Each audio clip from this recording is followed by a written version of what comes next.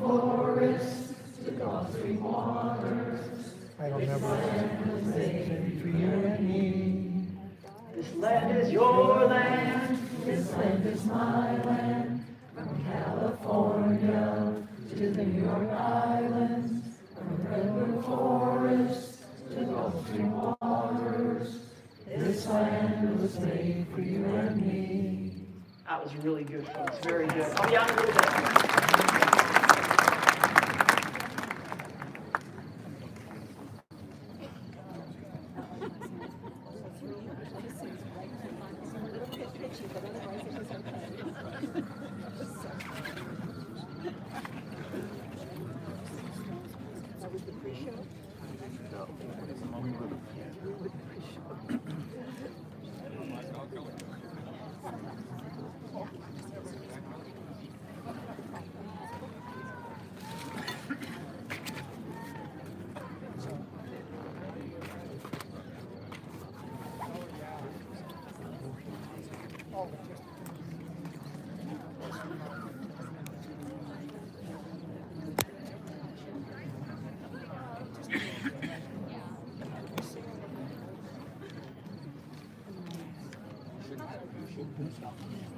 ไลฟ์สดนะคะเพื่อนๆรอแป๊บหนึ่งสวัสดีนะคะย่าหนุ่ย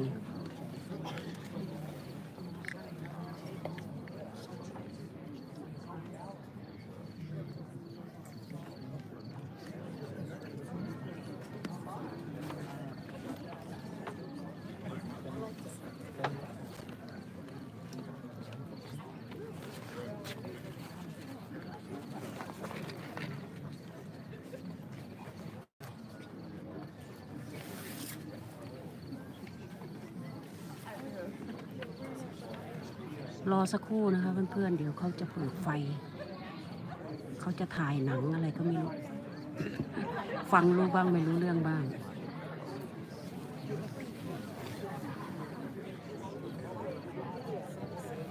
เยหนุ่ยขอบคุณค่ะเยหนูนะคะที่ไลฟ์สดให้ดูขอบคุณมากๆนะคะ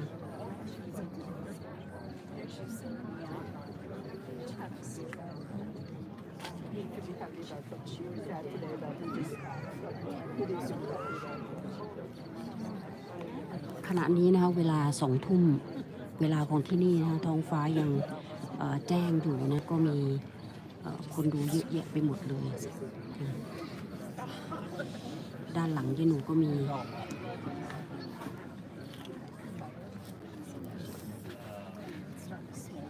นี่นะคะด้านหลังก็เยอะแยะให้ดูด้านหน้าดีกว่า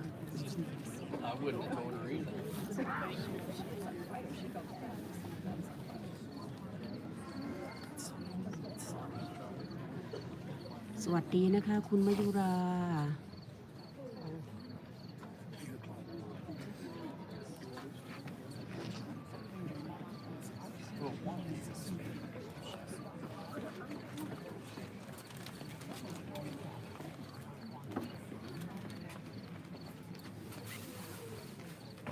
Passions. They define us, they inspire us, they guide us to be the people that we are. A passion is defined as an emotion that is a strong liking or desire for or devotion to some activity, object, or concept. What is your passion? Does it define you? Does it inspire you? Does it guide you to be the person that you are? Or have you yet to find your passions in life? As you sit and reflect upon the men on the mountain, I'm going to talk about 2 of those men and how their passions helped to guide them to be the great leaders that they were. George Washington is carved in the mountain because he represents the birth of the nation. We know him from his time in the Revolutionary War, in the Constitutional Convention, and as our nation's first president. But what were some of his passions? Well, Washington had a love for land. At an early age, he became a surveyor, and he acquired land throughout his life. And he acquired so much land that it was said to equal approximately the size of the state of Massachusetts. On that land, he was very passionate about how he took care of it. He would read manuals to learn new and different techniques for farming. He would experiment with different kinds of nutrients in the soil. He would practice proper crop rotation to make sure that some of those crops weren't taking too many nutrients out of the soil. And he would also go on to help invent a plow that would help to drop seeds into the furrows as they were being planted. Washington also had a passion for taking care of his horses. At an age, he decided that he loved his horses, and he would go about every day, and he would inspect his farms for 3 to 4 hours. When he would return, he would have a specific group of his enslaved people take care of those horses, because they were trained in a very specific way. He also went about and would write about his horses on a regular basis in his daily journals, showing how much he truly cared for those animals. And finally, Washington was also very passionate about taking care of his soldiers in the Revolutionary War. There was an outbreak of smallpox during the war, and he made sure that his men were inoculated, even though it was very experimental to do so at the time. During that long, cold winter at Valley Forge, he made sure that his men were cared for. They were very low in supplies and food, and even Washington would go out on his own in search of food for his men. He made sure that those huts, the famous huts at Valley Forge, were being built so that way his men could stay warm and dry.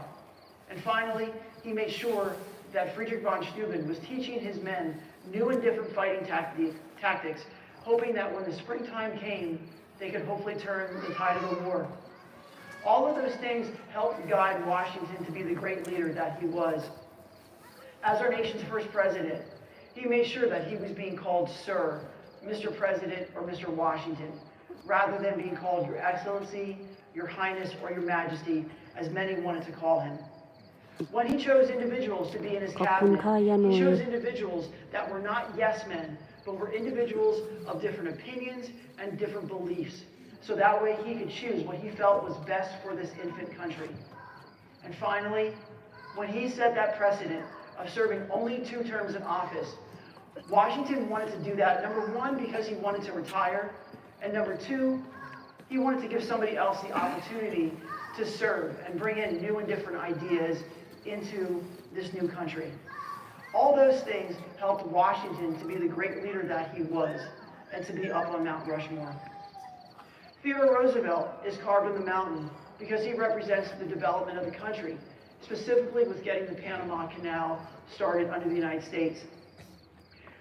Roosevelt had passions of his own, but we know him when he was in New York as governor, on San Juan Hill with the Rough Riders, and also as our nation's 26th president. But his passions, what were they? Well, Roosevelt, first of all, was passionate about leading a healthy lifestyle. At an early age, he was diagnosed with asthma, and his father said to him, "You need to be strong, both physically and mentally." He was also bullied as a youngster, and he wanted to make sure that he was healthy enough and could defend himself if he ever got bullied again, and so he wanted to take up boxing. His mother recognized his desire to start to get healthy and to be energetic, and so she started taking him to a gymnasium, and he exercised on a regular basis, and he loved to exercise. He loved that so much that he convinced his parents to help get a gymnasium installed in one of their attic rooms in New York. He continued to love to exercise, and when he was a young man, he was diagnosed with an irregular heartbeat. The doctor recommended that he should not partake in any kind of strenuous exercise because it might damage his heart.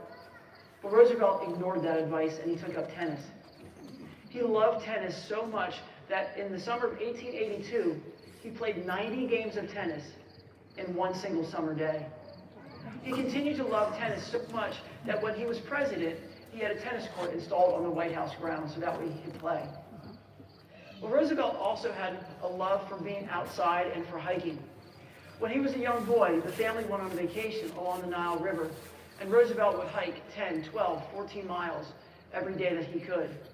When the opportunity afforded itself, he was able to even climb up a pyramid or 2 when he could do that. Later on in life, he went on a personal vacation in Europe, and he would hike every day that he possibly could. He even got a guide to help him take him up the Matterhorn, which is a famous mountain that borders between Italy and Switzerland. He would continue to love walking, And when he was in New York, in the assembly, and also as governor, he was known to walk to work almost every day. And when he was in Washington, D.C. as president, he was known to walk around that town all the time. And finally, we know that Roosevelt loved the outdoors. When he was a young boy, he loved to collect frogs and put them under his hat so that way he could surprise his friends and family. When his family would have guests over, they would forewarn those guests that they might find snakes in drinking glasses and water pitchers, because that's where Roosevelt liked to display them. He continued to love to display his specimens, and he again convinced his parents to allow him to create the Roosevelt Museum of Natural History in another attic room. He continued to love the outdoors, and as a young man, he invested in the Elkhorn and Maltese ranches up in North Dakota. So that way he could go hunting, fishing, and when the time came that he needed some personal time because of tragedy that he went through, he went up to North Dakota to reflect and to gain his strength back. And later on in life, he went on a safari with one of his sons, and he decided that they were going to go hunting. They hunted 500 animals. Now that's a lot, but 24 of those specimens were kept for personal use, and the remaining specimens were taxidermied and sent back for others to enjoy in museums in New York, San Francisco, and even the Smithsonian. All of those things helped Roosevelt and guided him to be the great leader that he was. As a leader of the Rough Riders in San Juan Hill, Roosevelt's men loved him. They could see themselves in him. The hunting, the fishing, the being outdoors, they could relate, and they followed him because of that. As our nation's 26th president, Roosevelt, we know, was a trust buster. He worked hard against monopolies so that way the average person could have the opportunities to enjoy nature and get outside like he did. He also set aside millions and millions of acres of land for public use and conservation, and finally created our first national monument at Devil's Tower. All of those things helped guide Roosevelt and helped him to be the great leader that he was and to be up on Mount Rushmore. Now, what about you? And what about your passions? Have you found them? Or are you still in the process of discovering them? See, for this ranger, my passions didn't come until later in life. It wasn't until I went through some hardship and some heartbreak that I went out and I discovered my true passions. And you might guess it, that they were national parks. You see, I used to be a teacher, and I had the opportunities to have the summers off, and I would take that time to reflect. And I would go out to national parks, and I would discover this passion that I did not know that I had. Along the way, I discovered another passion, and that was leading a healthy lifestyle. Diet, exercise, those kinds of things. And that helped me to discover these parks in ways that most people don't get a chance to. And then I wanted to take all those passions back to my students and share those experiences, hopefully encouraging them to come out and enjoy these great places. Along that way, I had a dream. I had a dream that maybe one day I could possibly work for the National Park Service. And here I am. And I get to share those passions with you, the visitors, every day. And I can't tell you how honored I am to be able to do that on a regular basis. This truly is a great job, and I can't thank you enough for that. My fellow citizens and world travelers, I challenge you, find your passions. And for those of you who haven't found your passions yet, open up your hearts, open up your minds, open up your souls. Let those passions into your life. For when we discover those passions, we can unlock a potential that we did not know that we had. A potential of the ideas of the men on the mountain, and a potential of what this world and what this country can truly be.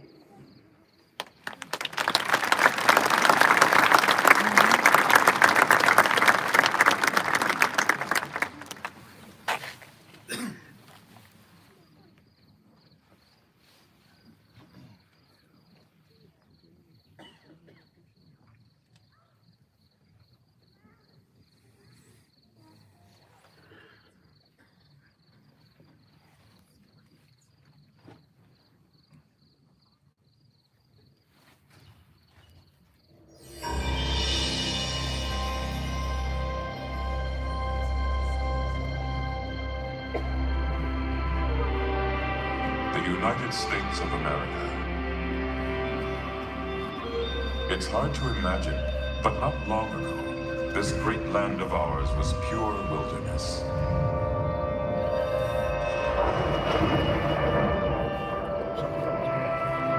A place where millions of bison roamed freely throughout the plains.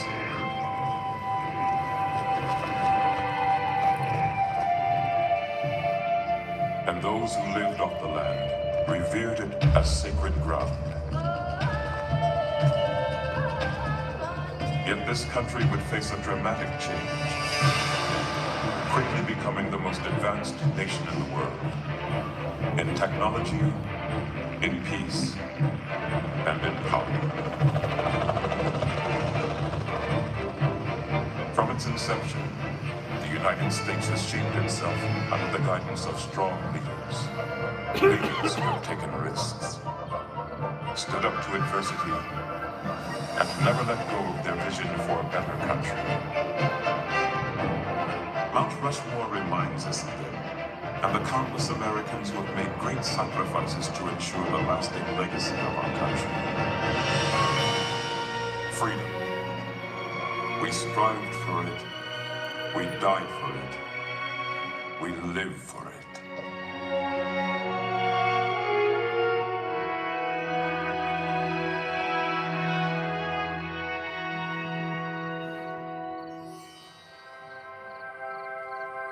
The year was 1923. The place, the Black Hills of South Dakota. State historian Doane Robinson proposed that these granite outcroppings could be the site of an enormous monument dedicated to the heroes of the West, such as Lewis and Clark and Chief Red Cloud. But commissioned sculptor Gutzon Borglum had a different concept in mind. Borglum was a passionately patriotic man and believed that a more fitting tribute should honor the American experience. A memorial that would represent our ideals, our dreams, and our accomplishments as a country.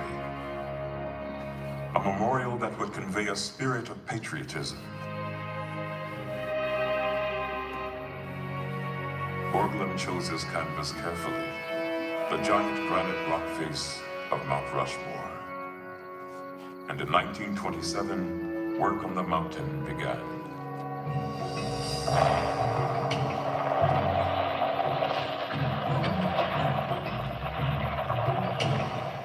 Borglum assembled a team of local miners, ranchers, and lumbermen to help with construction. The sculptor built a model of the presidents to serve as a guide. Every inch of the model represented 1 foot on the mountain. Year after year, Borglum and his crew hung perilously off the side of the mountain, drilling and blasting their way to reach granite solid enough for carving.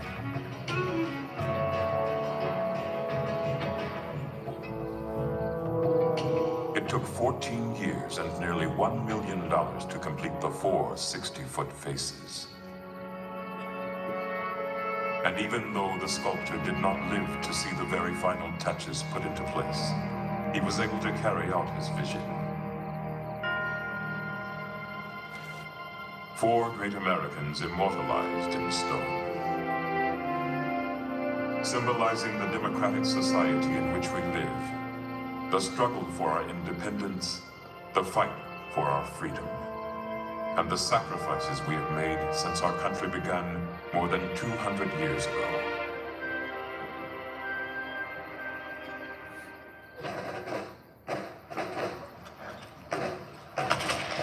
It was a time of rebellion and of war. It began as an uprising against British rule and turned into a full-fledged crusade for personal freedom and national independence. The American Revolution. From 1775 to 1783, up to 250,000 patriots engaged in battle. Even during the toughest times, when the Continental Army seemed undisciplined and ill-equipped, one man's courage and determination ultimately led the troops to victory over the British. the future father of our country, George Washington.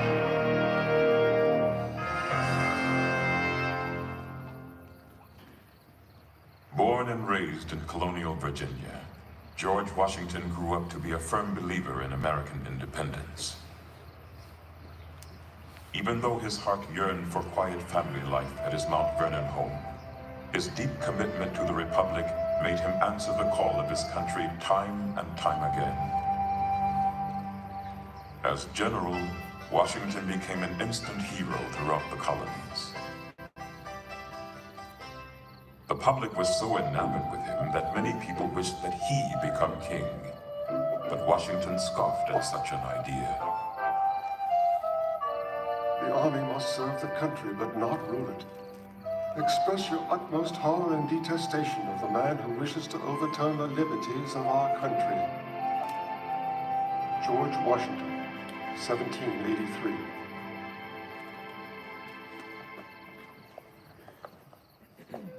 It was this kind of insight and integrity that made him the perfect person to oversee the creation of a new federal government. With no blueprint to follow, Washington kept the colonies united and on course during the infant years of this nation. And after ratification of the Constitution, when he was unanimously elected first President of the United States, Washington was keenly aware that he was laying down the framework for future presidents to follow. Washington's legacy is that of a man who was first in war, first in peace, and first in the hearts of his countrymen. In his inaugural address, he spoke of the task that lay before this new nation. The preservation of the sacred fire of liberty and the destiny of the Republican model of government are justly considered as deeply, perhaps as finally staked on the experiment entrusted to the hands of the American people. George Washington, 1789. George Washington well did this union, but it would take another great visionary to expand it. Thomas Jefferson, third President of the United States.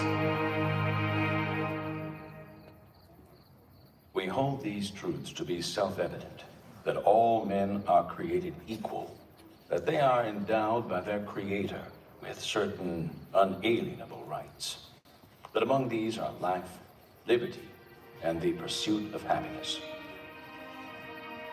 Thomas Jefferson, 1776. Thomas Jefferson was the voice of the American people, inspiring patriots with his carefully crafted words written in the Declaration of Independence, the document that gave birth to our nation. It was also Jefferson who fought for religious freedom and the democratic notion that people should have a say in government, two very American principles we cherish today. Thomas Jefferson always thought of himself more as a scientist or scholar than as a politician. And it was this quest for knowledge that played a role in the greatest achievement of his presidency. In 1803, Jefferson acquired the French lands west of the Mississippi in the Louisiana Purchase, which doubled the size of the country. In an effort to find out what America now owned, Jefferson sent Meriwether Lewis and William Clark on their famous expedition out west.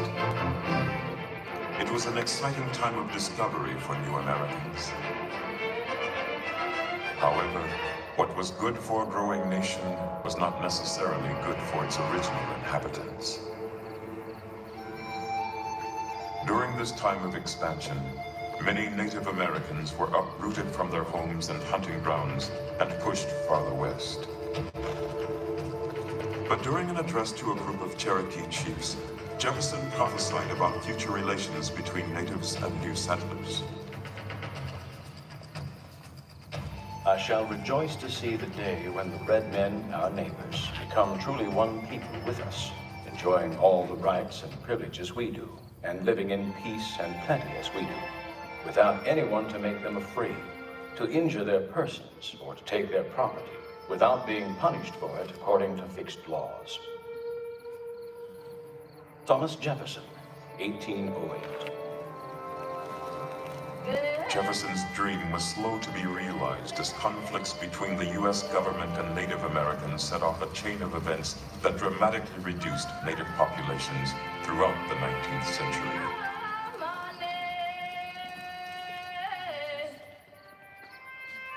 Thomas Jefferson believed in the promise of America and had faith in the American people. But this faith would truly be tested nearly 60 years later, when the Republic came dangerously close to unraveling. The Civil War was the most tumultuous period in American history. The differences between the states had deeply divided a nation, pitting brother against brother on American soil. But it was the determination of one man to keep the United States united. Abraham Lincoln, our 16th president. Abraham Lincoln was a self-made man of great character, a frontiersman who came from humble beginnings. When Lincoln was inaugurated in 1861, he faced more adversity than any other president in U.S. history. Many southern states had withdrawn from the Union. And even though Lincoln opposed war, he warned the South in his inaugural address that he would take whatever measures necessary to stop the rebellion. In your hands, my dissatisfied fellow countrymen, and not in mine, is the momentous issue of civil war. The government will not assail you. You have no oath registered in heaven to destroy the government, while I shall have the most solemn one, to preserve, protect, and defend it. Abraham Lincoln, 1861. The Civil War raged on for 4 brutal years. But Lincoln stuck to his commitment to democracy. His main objective was to save the Union, and he also strongly believed in freedom for all Americans. Until slavery was abolished, Lincoln felt the U.S. could never truly be the home of the free.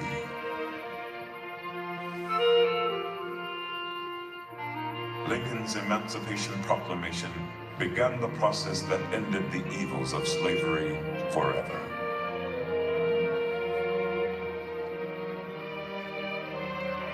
Over 500,000 Union and Confederate soldiers lost their lives in the Civil War.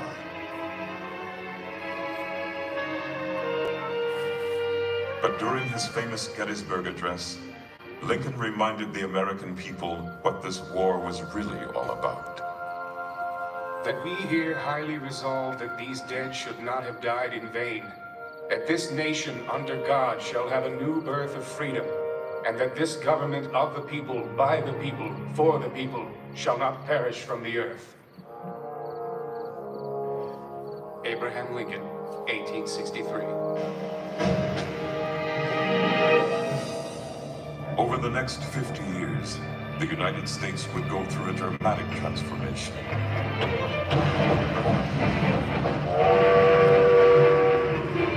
The year 1900 was coming around the bend, and America was turning from a rural republic to a budding industrial power.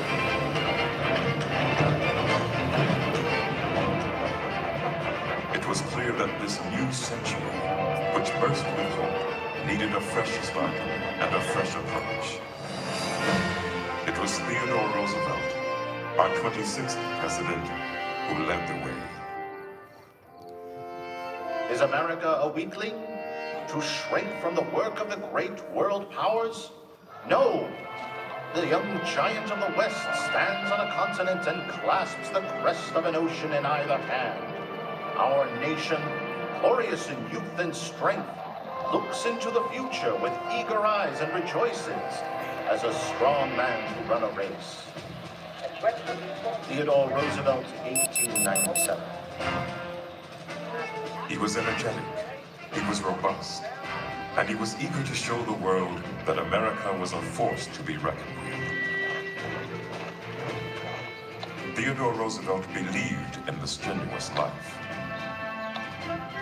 Frail and sickly as a young boy, he overcame his illnesses and grew up to be a naturalist, a cowboy, a war hero, an author, and President of the United States by the young age of 42.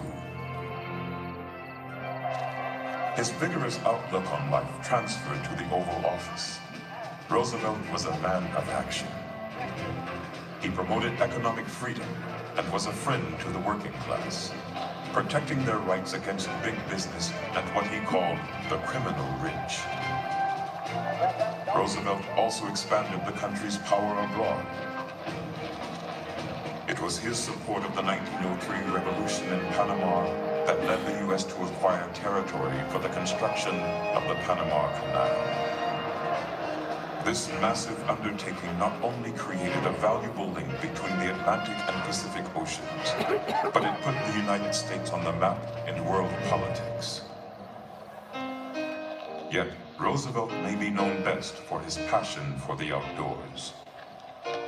He was vocal about conservation, and through the power of his presidency, he provided federal protection for almost 230 million acres of land. To waste, to destroy our natural resources, to skin and exhaust the land instead of using it so as to increase its usefulness, will result in undermining in the days of our children the very prosperity which we ought by right to hand down to them, amplified and developed. Theodore Roosevelt, 1907. The pursuit of the American dream did not end with Theodore Roosevelt's term. Instead, it has carried us into the 21st century.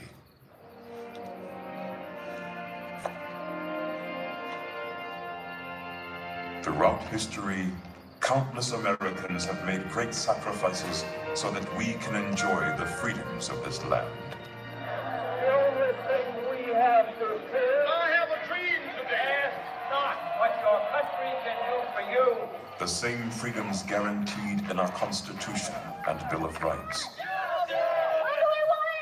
The same freedoms millions of people have sought since the first immigrants arrived over 200 years ago.